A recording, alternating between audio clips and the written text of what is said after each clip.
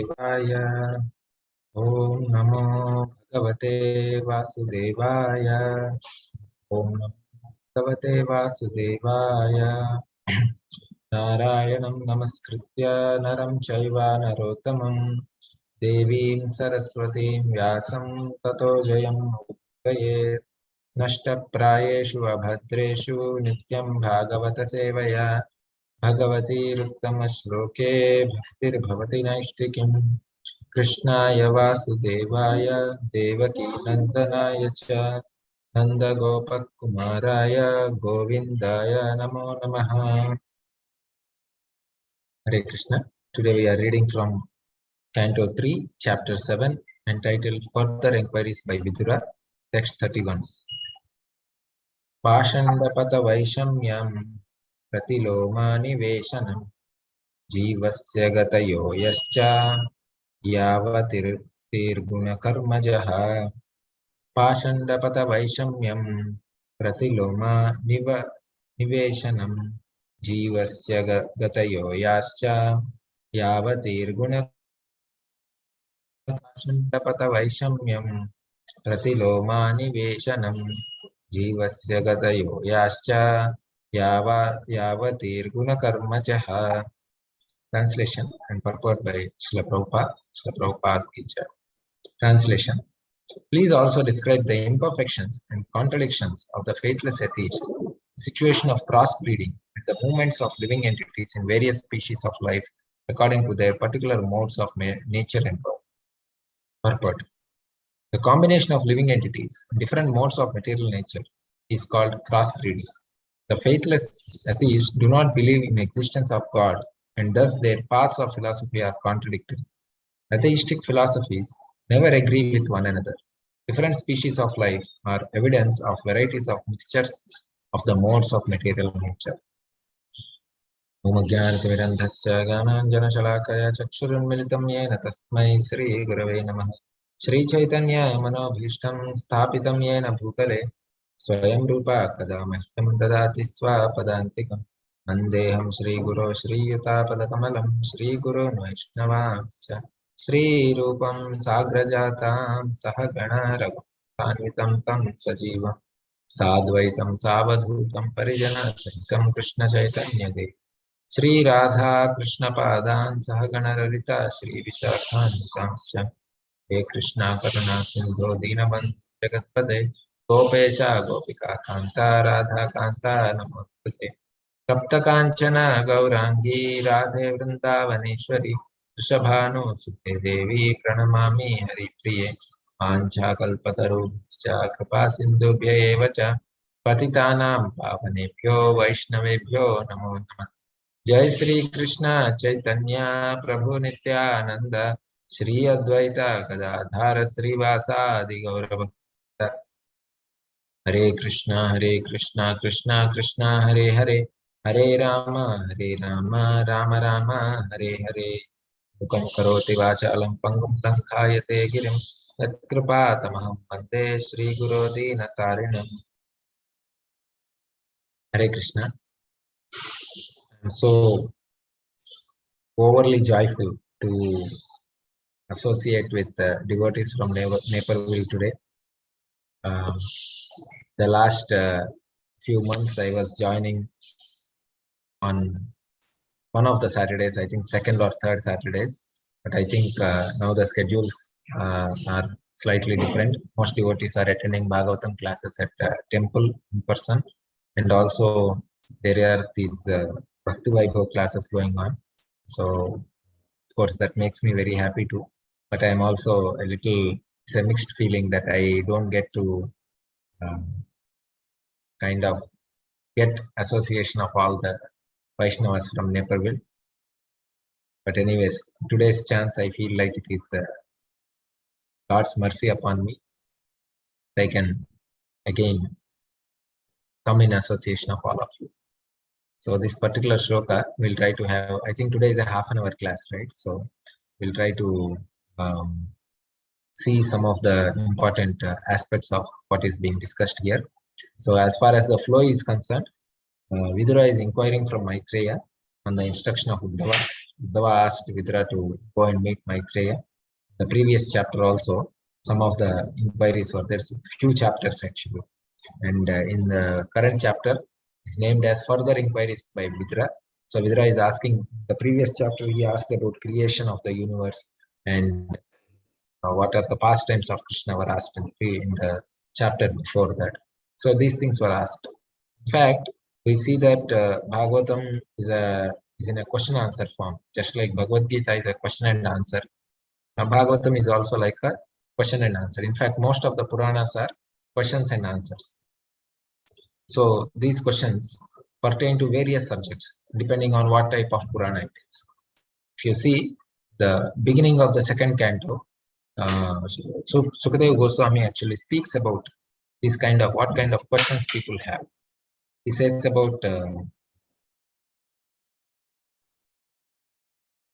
Shrotavyadhini Rajendra Nrinam Santi Sahasrashah Apashyatam Atmatattvam Bhesh Grihamedina. Shrotavyadhini Rajendra. In fact, he actually glorifies Sukadeva Goswami, he glorifies Parikshit Maharaj for questioning, right? So we'll try to see that shloka once. Let me go there. This will take time. In the second canto, the first shloka itself is the question. What is that? Variyaneshate prashna krito loka hitam rupa atmavat sammatam punsam shrotavyadiniyah paraha. So he is glorifying the question. Sukadeva Goswami is glorifying the question. My dear king, your question is glorious because it is very beneficial to all kinds of people. The answer to this question is the prime subject matter for hearing, and it is approved by all transcendentalists. So that is the most important thing. The second statement that is given here, the answer to this question is the prime subject matter for hearing. In the next shloka, that which I just recited, it says, those persons who are materially engrossed, being blind to knowledge of ultimate truth, have many subject matters for hearing in human society. So there are many things to hear. There are so many things to hear in this world. But the questions that are pertaining to hearing about the Supreme Personality of Godhead are approved to be the topmost questions, because the answers to these questions are liberating a conditioned soul. So they can liberate, they have the potency to liberate the conditioned soul. So this is the discussion between Sukadeva Goswami and Parikshit Maharaj. Then there are multiple levels of discussion that we see in Srimad Bhagavatam. One of the levels that we are talking about here is Vidura and Maitreya talking to each other. So Vidura is questioning and Maitreya is answering. In fact, most of the answers that come in the further sections of Srimad Bhagavatam, they are all more or less like a discussion between Vidura and Maitreya is quoting from, or Sukadeva Goswami says, this is how Maitreya spoke. It is something like that. The most of the Bhagavatam is, in the later part is like that. So basically, what are these questions? To put in summary, Parikshit Maharaj has already asked these questions. What are they? What should I do as a human being, as a living being in this world? What are my duties? And how should I live this world? So basically, how should I live in this world? And how should I leave this world? These are the two questions that Parikshit Maharaj asked. In fact, this is a summary of all other questions that are being asked in the Srimad Bhagavatam. But because these Puranas are, especially Bhagavad Purana is also one of the longest, I won't say longest, but this is, for Kali Yuga people, it is very difficult to comprehend such a large volume of text. So that's why it is always possible that we get lost in the answers. It happened to me when I was reading in Bhagavad Gita. It happens to me while reading Bhagavatam. Of course, Bhagavatam is much, much, much bigger than Bhagavad Gita. Gita itself, even though it is a small book, I always had this difficulty of comprehending which question is asked and what is the answer. And why Krishna is giving this kind of answer. Like, for example, Arjuna asked this question, should I fight or not in the beginning? Then Krishna says, no, you are not the body, you are soul. So I was unable to connect what is happening. That happens mainly because we try to see it as some kind of textbook. We try to see it some kind of discussion. We don't understand what is the position or what is the condition, what is the situation in which these two entities are placed, one as Arjuna as a conditioned living being and Krishna as the supreme personality of Godhead. So from what perspective these answers are being given is difficult to comprehend on one's own unless we actually get the blessings of the spiritual master and all the previous acharyas, like for example Vishwanath Chakravarti Thakur. He enters into the heart of Krishna and Arjuna to enlighten the entire world through the discussion that happened between them in Bhagavad Gita, right? So similarly, our acharyas like Srila Prabhupada, they enter into the heart of these personalities. They enter into the heart and they actually try to understand in what mood they are speaking, how these questions are relevant. Like if you see in the previous section of this particular chapter, Sukadeva goes, Vidura already asked some questions, and there are certain answers given by Maitreya also. I think in the 10, 12, 13, some shlokas in that range, somewhere between before 20th shloka. So when I read it first time, it appeared like, even now it appears to me like, how are these answers to the questions that were asked? And then Vidura also says that all my illusion is gone after hearing these answers. But when I read that, my illusion is not gone. I am still struggling with the same questions. Why it is? Because we lack the sambandha. We lack the connection. We lack the connection with these personalities. So it is something like this. There is a high tension wire which is going in our area, and we actually draw some power into our home through some medium-sized wires. High tension wires are very thick. Imagine there is one small, this wire is broken somewhere. You don't even get to see because they come with some kind of, what is this?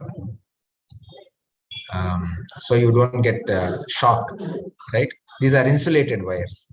So within the insulation, you don't know where is the disconnect. It also happens with when you use your earphones. It happens that sometimes there is a disconnect. Somebody pulled it little hard and the copper wire which is inside, it got disconnected. It got cut. But the top remains as it is, right? It does nothing visibly damaging. I mean, nothing visibly damaged. But inside the wire, there is some disconnection, because of which you cannot hear anything. So similarly, if we are not able to connect with these personalities, it's impossible to understand in what context they are speaking and how are the questions asked and what context they are asked and what are the answers and how to understand these answers. It's not possible, right?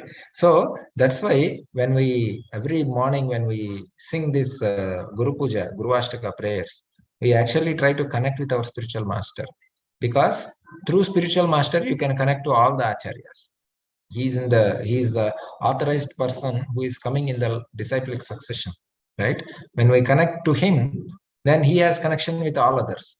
Then you also connect with all others also. That's possible. So, and spiritual master is actually bringing the mercy of all the acharyas and Supreme Lord, Samsara Dava Nalalidhaloka, Tranaya Karunya Ghanaghanatvam, Praptasya Kalyana, Gunarnavasya. In fact, Krishna is compared to ocean of mercy, right? He said, Hey Krishna, Karuna Sindhu, Dinabantu Jagatpati. That's what he's compared to. But not all people have access to the ocean, correct? Like now I am in Tirupati. Ocean is quite far. I cannot actually go and fetch water from the ocean. It's not possible for me. The only way I can get access to the ocean is through the cloud, right?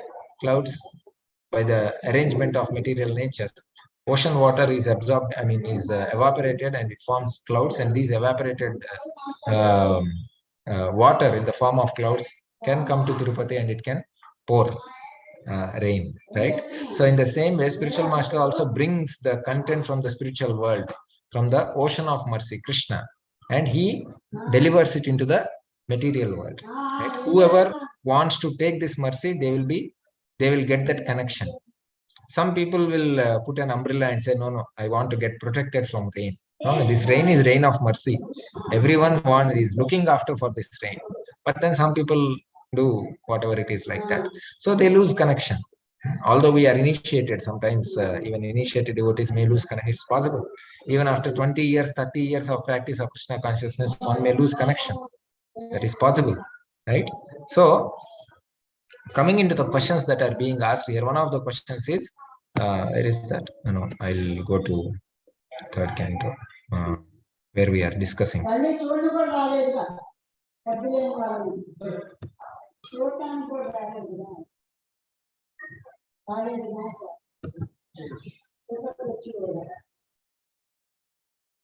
Yeah, this one. Please also describe the imperfections and contradictions of faithless atheists, the situation of crossbreeding, and the movement of living entities in the various species of life according to their particular modes of nature and work. So as I said, everyone have questions. So if you read this one, the faithless atheists do not believe in the existence of God, and thus their paths of philosophy are contradictory. In other words, Prabhupada is saying that all the contradictions are resolved within the personality of Krishna. Right? People who are faithless, who are atheists, they don't believe in God. That's why all their paths are contradictory.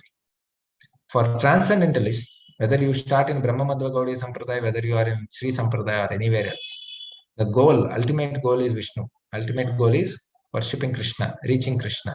Right? So because of that, they somehow manage to resolve all their contradictions, and because the goal is same, that is very clear, correct? So that's why they can resolve that. But for people like us, it becomes very difficult to resolve, especially those who are atheists. At least we can, at least to some extent, we can say that no, we are trying to be on the path of dharma, on the path of religion, on the path of being a believer of God, being a worshipper of God. But then those who are outright atheists, for them, these paths will never meet. Why they don't meet? The reason is these paths are only centered around their selfish goals. Nate vidu swartha gatim hi Vishnu, durashayaye bahirardhamanina. So that's what Prahlad Maharaj says. The real self-interest is Vishnu. If that is lost, then the real self-interest is Vishnu. So if that goal is lost, then how is it possible for people to unite on anything? It's not possible, correct? So that's why we have to understand that, sometimes I get these practical issues. I get to see, or even in my life, it happens that when you go to office space, when you go to any other place, it's very difficult to connect with people there. Why? Because my belief system is completely different from their belief system. It's not possible to have something in common, right? That's why it becomes very difficult to connect with them, or maybe it becomes very difficult for them to connect with us, right? So a devotee is more merciful, so he tries to find out ways and means to connect with people, but then not everyone is like that, right? So we understand, at least we try to understand what is the right pill that can be used to get this person to Krishna. But faithless people, and let's say there are two atheists, it's very difficult for them to have a common agenda on everything.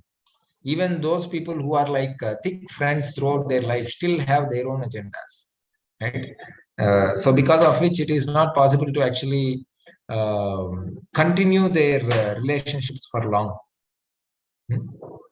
So why am I speaking all this?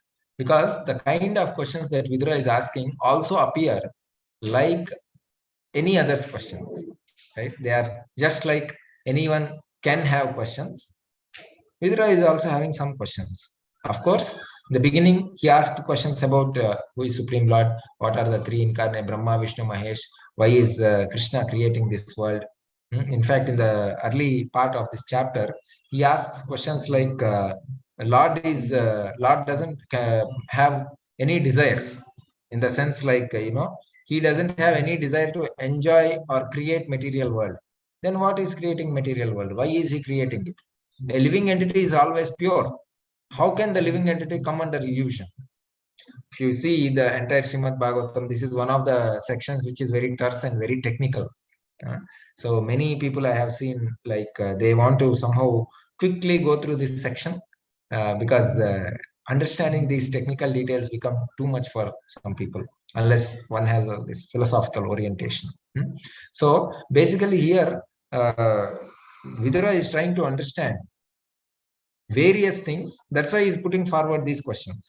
If you see, most of these questions can be similar to a person who is an atheist also, right? Like he asks about what is the distance between different planets. Even now we are asking, we have Chandrayaan 3, just happened a couple of days ago, right? So we also ask similar questions, or an atheist who is not even believing in God, he also asks similar questions.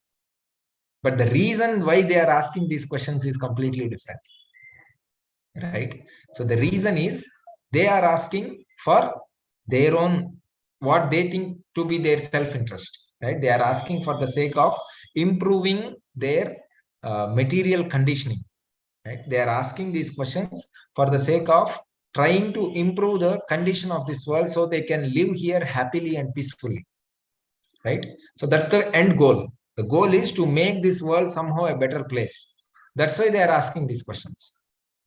Vidura is not asking with that intention. He is asking with a different intention. He is trying to understand how everything is connected with Krishna, right? So in the recently I was talking somewhere else.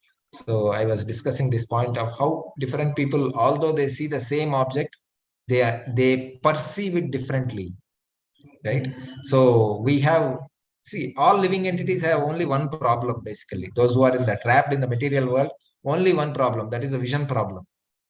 The vision problem is nothing but, we can't see things in connection with Krishna. We can't, because of which we can't use them in service of Krishna. And that's why we don't fulfill the purpose of that object's existence and our existence, both. So seeing relates to Sambandha, service, using them in service of Krishna relates to Abhideya, and the end goal of these two, that is developing our relationship with Krishna, is Prayojana. So because we don't have this Sambandha, we are poor at Sambandha, we are not able to see anything else. We are not able to go for service. In fact, we see everything in terms of how can I enjoy it? How can I get better? How can I make my life better in the material world?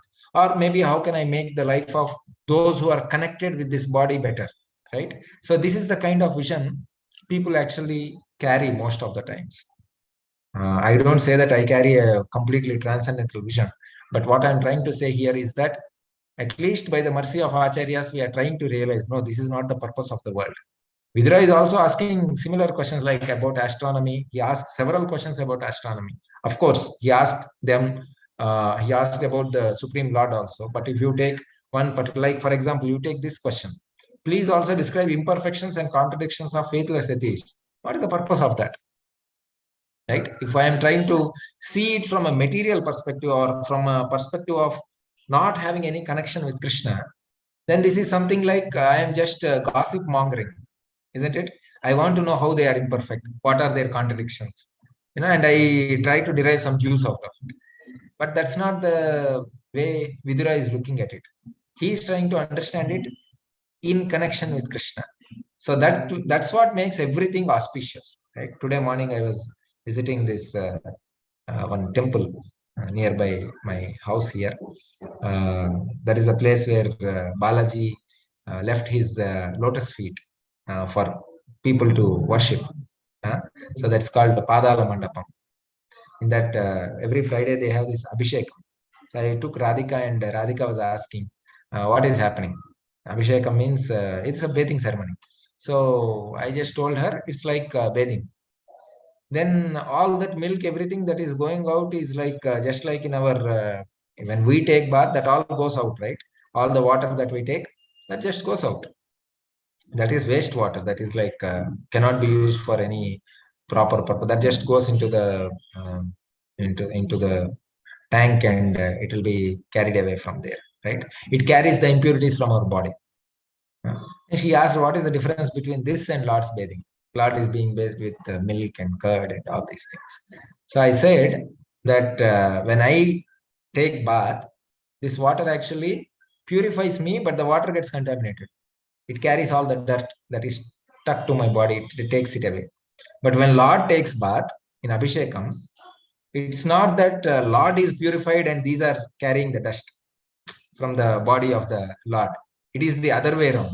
Because you are offering this milk, curd, and all these things on the Archa Vigraha, the deity form of the Lord, these things get purified because of their connection with Lord, right? Because of being connected with the Lord, the sambandha, right? Same thing happens with the living entity when it is trying to get knowledge about Krishna also. Questions can be pertaining to the world around us, but if we actually get the vision from the spiritual master, we try to align our vision with the spiritual master's vision, Prabhupada's vision, then this mano netra, the jnana netra, which is called, that jnana chakshu opens. What is that jnana chakshu? Trying to see everything in connection with Krishna, right? Like Arjuna got this vision of Krishna. Krishna was present in front of him, but then he also got the vision of Vishwarup. What is that Vishwarup? It's not, of course, it's a huge form, so many faces, fiery mouths, all these things are there. And Arjuna became very frightened. So this is the description that is there in the 11th chapter of Bhagavad Gita. But what Arjuna was able to see, in fact, is the past, present, and future spatial dimensions, everything he was able to see. So that is there everywhere around him. But he was able to see at that point because of mercy of the Acharya, the Supreme Acharya, who is Krishna. Right? Krishna Vande Jagadguru is the Acharya of all the universes, actually. Right? So he was given that vision. So this vision, that's why I heard from my spiritual master once, he says that bhakti is not achieved, it is awarded. It's a very heavy statement, actually. Bhakti is not achieved, it is awarded. Right? That means this vision has to be given by someone who has this vision. Otherwise, we cannot just get this. Why? Because even if we try to get this, we end up in mental speculation. Right? So somebody who is able to see Supreme Lord, he can actually give that vision to us. When we see that, when we see the way he is looking at things, then we will have that connection. Right? Then whatever kind of question Vidura is asking, like what are the imperfections, contradictions, why atheistic people behave like that, how do living entities move in this universe, all these things get connected with Krishna because of the vision change, right? So when we change our vision, so people may be wanting to have 2020 vision, right? Vision 2020, mission 2020, right? 2020 is already past the year 2020. India was so much behind that vision 2020. Right? Many countries in the world also did the same thing. Even after achieving vision 2020, still there is birth, death, old age, disease in this world. It's not to make, I'm not speaking this to make, to have a pessimistic vision towards what they are doing. But unless we connect things with Krishna, it's impossible to actually solve all the problems of this world. Vidura is trying to solve the problems of every living entity through these questions. And that is why we are reading them even today. Right? So that's the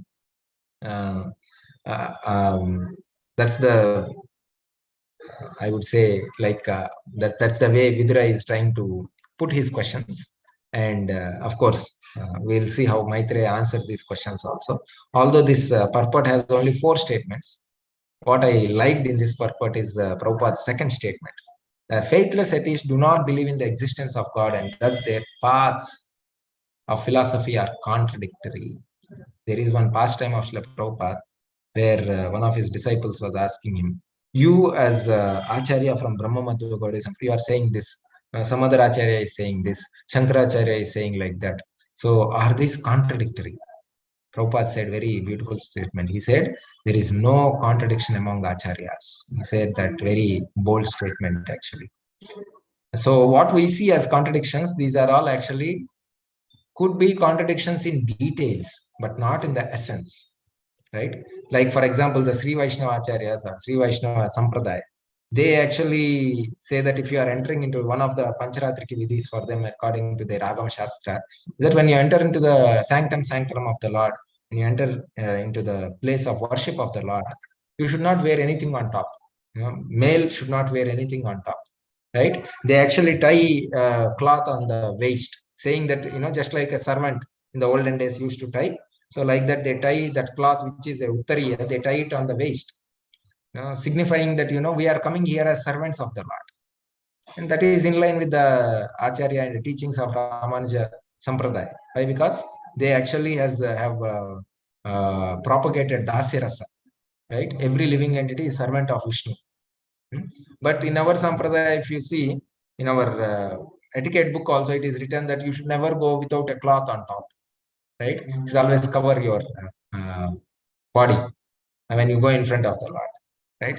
So these are apparently some, contradiction in terms of details. But when it comes to the essence of serving Lord, then there is no contradiction. And in fact, Prabhupada said that there is no contradiction with Shankaracharya. There is no contradiction among acharyas. All of them, all the bona fide acharyas are actually telling us how to approach Lord. So different people may be giving, different acharyas may be giving different details, or they may be stressing upon certain things. But that doesn't mean that they are contradictory, right? But on the other hand, the faithless atheists, they may make very elaborate plans of making or improving sense gratification. But then each of their path contradicts with the other's path. Why? Because sense gratification of myself is more important than sense gratification of somebody else. This is how people feel, right? So that's why their paths are always contradictory. So atheistic philosophies never agree with one another. Prabhupada says that very beautiful, right? So yeah, I think it is time 6:35. I'll stop here. If anyone have any questions or comments on, would like to correct me on anything, please feel free to do so. Thank you very much. Hare Krishna.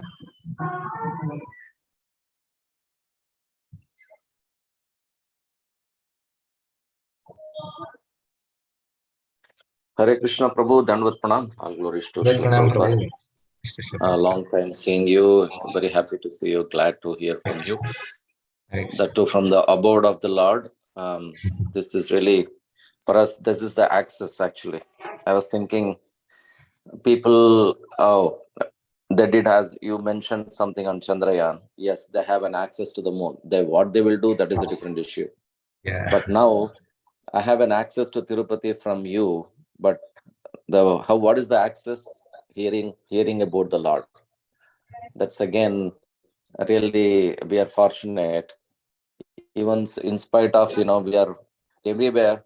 It might be I'm in Vrindavan, but my consciousness is not there that I'm in Vrindavan. So the way you were explaining, I was thinking about it, that purification happens.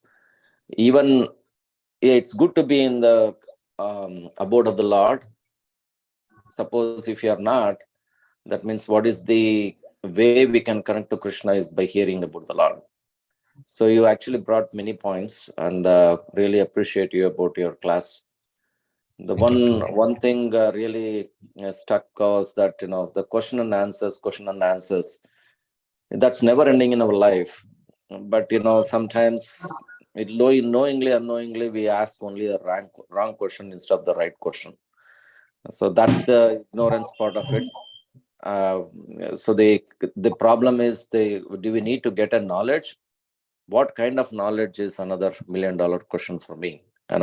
Keep hearing. If you keep hearing the right things, at least the consciousness will improve. If they keep hearing the wrong things, the consciousness will degrade. So it's like that the whole day, the question and answers will be in the mind. What do I do? What not to do? So if you can give some light, what to do, what not to do, is like, don'ts and do's. If you can throw some light on that, Prabhu, that will be great. Thank you. First of all, thank you, Prabhu. I'm very grateful to hear from you too. In fact, Lord Balaji is also hearing through this, whatever you have spoke, Lord Balaji is also hearing here. So yeah, you have asked about these questions are there, questions and answers, what to do and what not to do. So this is I feel like this is a very huge subject matter, because each question is unique to everyone's situation. Whatever we ask, they may be as simple as what should I cook today? That can be a big question for Matajis, right? Every day they have to prepare something. And there may be other questions like, that may not be very big for us. We think like, what is there? What is so big about it? Why are you so worried? Just prepare whatever it is. But later, if something goes wrong, then we are the ones. I mean, at least I am the one who go and comment on that. Every day you are preparing same thing like that. That may be one question at one level. But then we can have from here to, let's say, the topmost question of what is the purpose of life. This can be a question. This is a question which takes us deeper and deeper inside. Like that, we can have different types of questions. So what we want to think, or how do we answer these questions, cannot be like just like how children study. They have one question and they have an answer for 2-3 lines. Again, one more question, they have an answer 2-3 lines. This is how fourth grade, fifth grade children study their let's say science or social studies or anything like that, right? They have fixed question and fixed answer.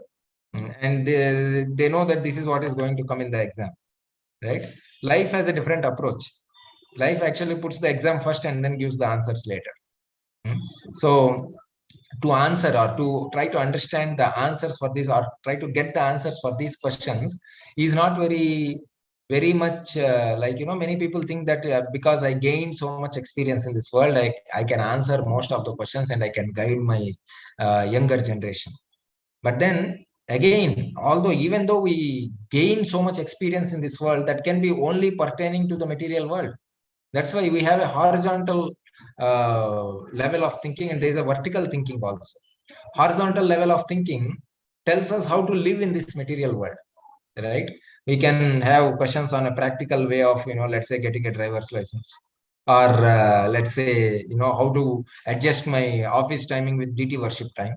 These are all questions actually, right? We can try to make some adjustment. It will stay for some time. It won't, some other times. But then there is also vertical direction. That vertical questions, the direct questions in vertical direction, they pertain to how can I go out of this world, right? So that should be the prime question. That should be the prime question, and answer to that is there in all the scriptures. So we have to orient all other questions which come on the horizontal plane with the vertical plane. When we orient them, then we have some kind of guarantee that we try to address our questions in a spiritual connect. We try to address them in a spiritual perspective. Otherwise, how many ever times we try to address questions on this plane, again there will be one more question. Again there will be one more question. After this life is gone, again there will be one more life, and the same questions will repeat. Still, we won't learn our lessons, right? So material nature is very mystic in that sense. Till the time we actually, because surrender to Lord itself is like a multi-stage thing. It's not that today I surrendered and it is over, right? We have to evolve in our consciousness. For some, it may happen in a moment. Like Prabhupada says, 1 minute it is sufficient to go back home, back to Godhead. That means in 1 minute he has actually evolved his consciousness so much, right? That is a very steep evolution curve, we can say. But for everyone, it is not like that. Somebody may be slow, somebody may be a little faster. So what I'm trying to say is, evolution itself in consciousness is a multi-stage thing. So if I'm going from step 0 to step 1, if I have to go there, Krishna actually does that process through questions. Actually, he places so many problems in our life, or so many questions in our life. We don't have to take them in a negative way. These are questions that we have to solve. If you solve, then you go one step ahead. Krishna always gives us like this. If my level is here, my level of consciousness is here, I have to go here to one step higher. What Krishna does is that he gives us questions at this level, slightly higher level. So with all our endeavor from here to the step we can go, that is possible. But then it requires Krishna's mercy to cross that little bit. So we realize we evolve in our consciousness by surrendering to Krishna while addressing these questions. That's why that vertical connection is very important, right? When we surrender, then Krishna has, okay, now you have come to this level. Now there is one more question. Like, for example, some devotees have no problem how much ever money is put in front of him to, let's say, in form of bribe or anything. He is never moved actually, because he has already crossed that level. His consciousness has gone much beyond that. That's why he is never disturbed. But he may fall to some other thing, like, let's say, some attraction to women. That is possible, right? So for that, Krishna also puts, okay, I am here to lift you, but then you have to put your endeavor. Then I will show my mercy also. So those two things come together, then he will be able to cross higher. So the more we actually are more conscious of how Krishna is asking questions in our life, the more we will be conscious about, the more we will have a chance, opportunity to actually please Krishna through that.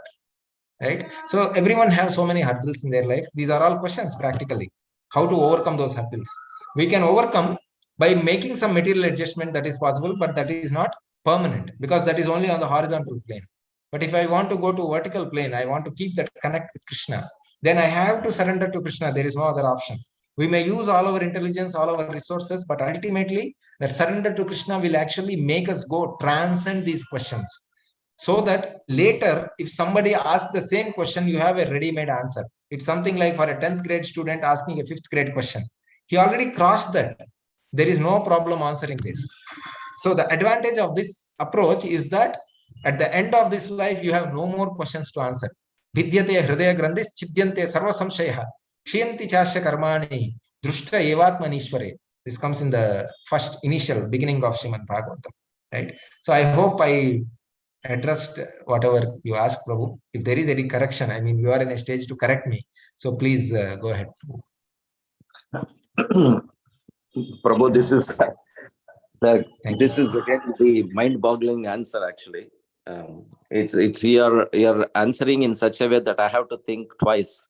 What do I need to ask?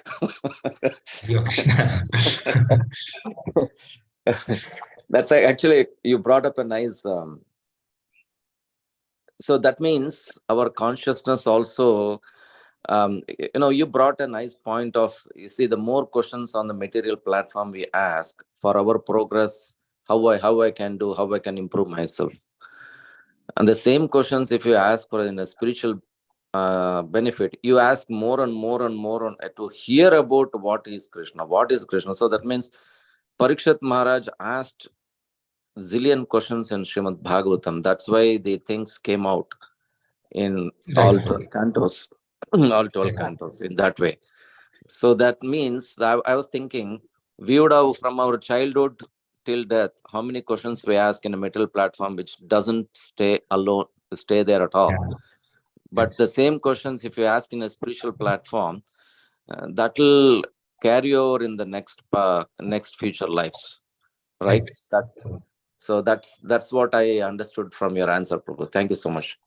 Thank you, Prabhu. Yeah, that's what is the spiritual connection. As soon as something comes in connection with Krishna, then we are transcendental, we are liberated. We have no more questions on that level, actually.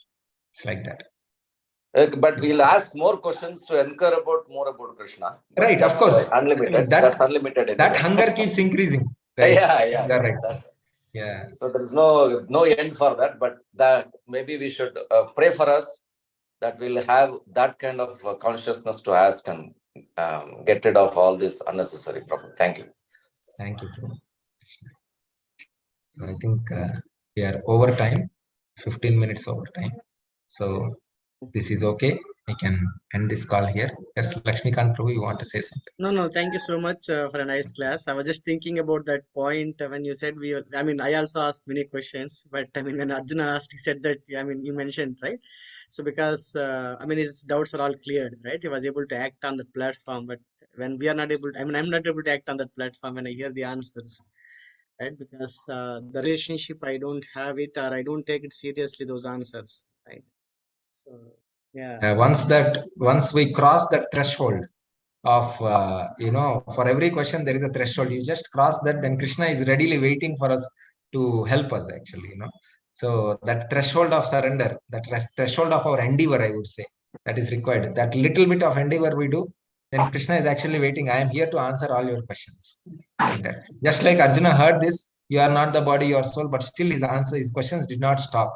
He did not understand anything when Krishna spoke 2:13, actually. That's why he repeats his questions again and again in the later chapters, right? So sometimes as conditioned souls, we all have that tendency that we don't understand anything, because we don't understand the way Krishna looks at things. We don't understand. So at the end of the chapter, Krishna actually, Arjuna could completely align with Krishna at the end of Bhagavad Gita. That's why he was able to see the same way. He said that, Karishya Vachanam Tava, I am ready to do whatever you ask me to do. So that's like that. Yeah. Thank you, Prabhu. So should we stop here, Prabhu? Or anything else? I see.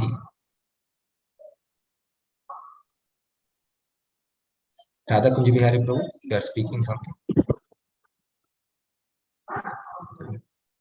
Hare Krishna, Prabhuji, please accept my humble obeisances. All glories to Srila Prabhupada. Prabhuji, wonderful class. You know, I was not saying anything accidentally, it got unmuted. I was actually watering the plants. So Okay, no problem. please Prabhu. continue. Thank Please you, continue. Prabhu. Thank you, Prabhu. Thank you. Hare Krishna. So should we stop here, Prabhu? Lakshmikant Prabhu? Yes, Prabhu. Thank you so Thank you much. very much. वाञ्छाकल्पतरुभ्यश्च कृपासिन्धुभ्येव च पतितानां पावनेभ्यो वैष्णवेभ्यो नमो नमः। अनंत कोटि वैष्णव वृंद की जय। वृंदराज श्रीमद् भागवतम की जय। श्रील प्रभुपाद की जय। हरे कृष्ण।